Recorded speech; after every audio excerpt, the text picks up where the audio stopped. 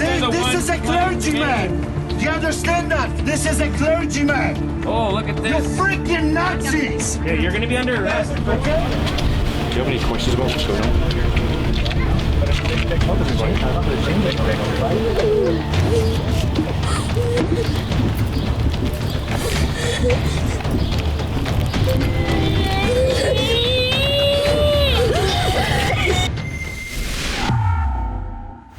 Adam Soos here for Rebel News, and today we are asking if Canada should be placed on the U.S. Commission of International Religious Freedom's watch list. United States Senator Josh Hawley, representative from Missouri, has already said as much, calling the crackdown on Christian communities in Canada something you would expect to see in communist China. Many Canadians seem largely apathetic or indifferent to what is happening within this country to Christian communities, whether that be government overreach or the string of vandalisms and arsons that we saw in this country. But the fact remains, international attention has been brought to this story on a massive scale. People are extremely concerned, and now the Ohio House of Representatives is adding their voice to the increasing body of international concern over the abuses of religious freedoms taking place here in Canada. They actually reached out to us at Rebel News because we have been on the front lines reporting so many of these stories, asking for our testimony of what we have seen firsthand with the arrests of pastors across Canada, primarily here in Alberta, and the vandalisms across this country, the ongoing targeted discrimination against Christians that we are seeing. So I wanted to share some of the letter that I've written, a letter of witness, a letter of testimony as to what we have seen on the front lines, not in communist China, but indeed here in Canada. As a journalist with Rebel News, I was on the front lines and witnessed to the arrests of several pastors in my own province of Alberta, one of whom is named Pastor Artur Pawlowski, and he has been in solitary confinement in Calgary for the better part of 43 days. He has endured 5 arrests, ex parte court orders, Soviet-style compelled speech sanctions, and now 3 incarcerations, all stemming from opening his church, feeding the homeless, and preaching to truckers at the Coutts border blockade in defiance of seemingly arbitrary COVID-19 measures that are no longer in effect.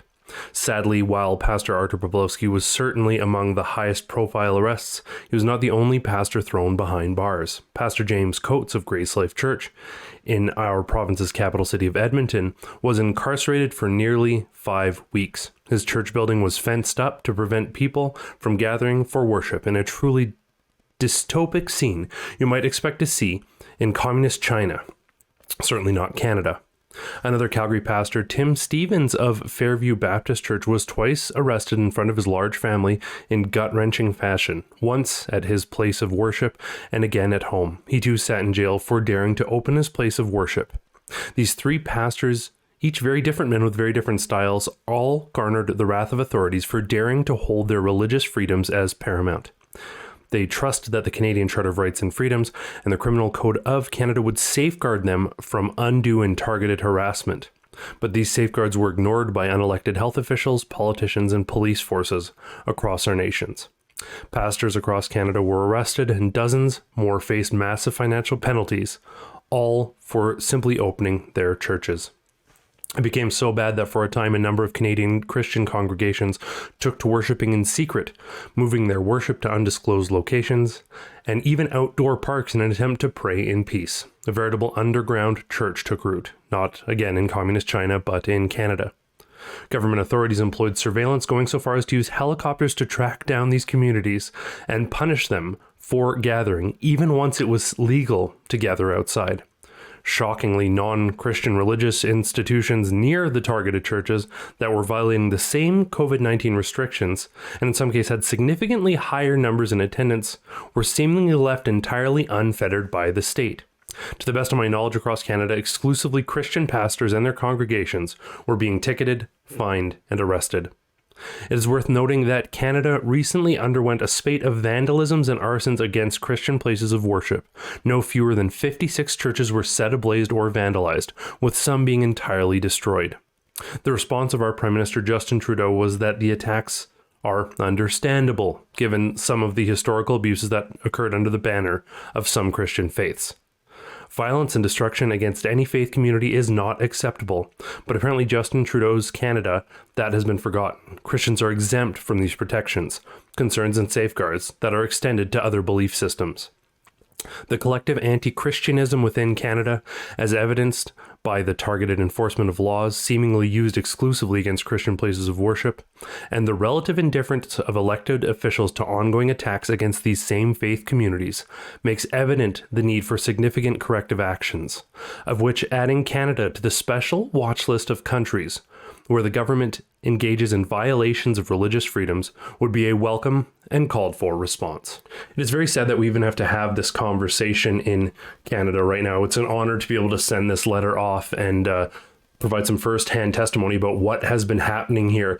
Very sadly, all of the safeguards and measures in Canada that are supposed to keep religious communities safe, the Charter of Rights and Freedoms, the Criminal Code, all these things, they were trampled upon and outright ignored by authorities who were supposed to uphold them, police, government officials, so on and so forth. Those freedoms were fundamentally trampled and ignored. It was additionally troubling to see how indifferent Canadians were to this loss of freedom.